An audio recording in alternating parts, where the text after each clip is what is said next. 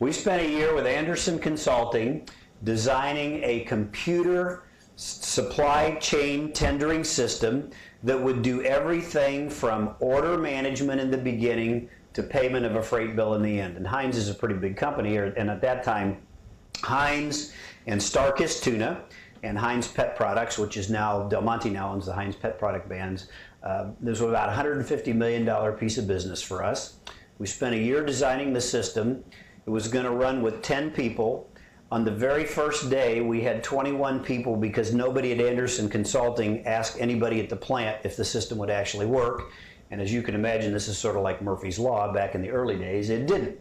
And so we had to have 21 people do all the things that the computer system was supposed to do. And we probably spent the next 6 months trying to figure that out and get that done. But it was an very interesting experience for me. I'm a rail guy, and it was something we designed from the ground up.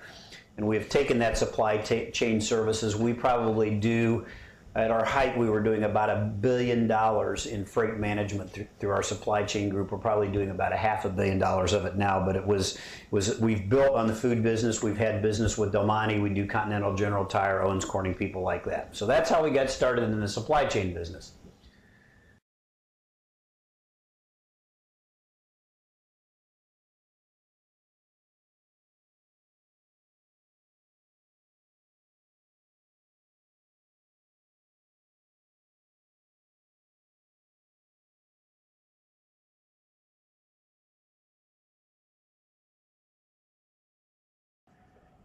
Some of the future projects that we have in order to address all this freight that's coming, you've got, we're going to construct a new Columbus terminal.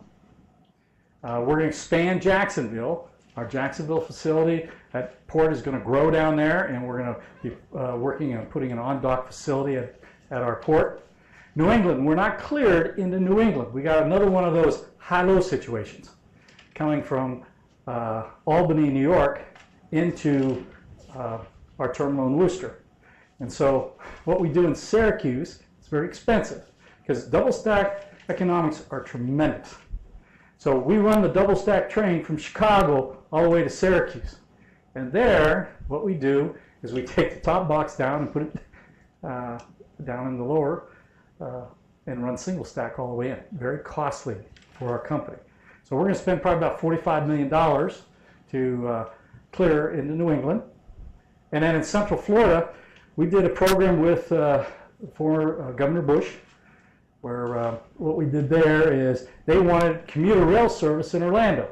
Very difficult getting around Orlando. So we sold them a portion of our railroad and have the rights to run a couple trains in that area. But we have 2 routes to get in there, and for that, we got $500 million. And $500 million we're upgrading and putting a new intermodal and automotive facility in Central Florida.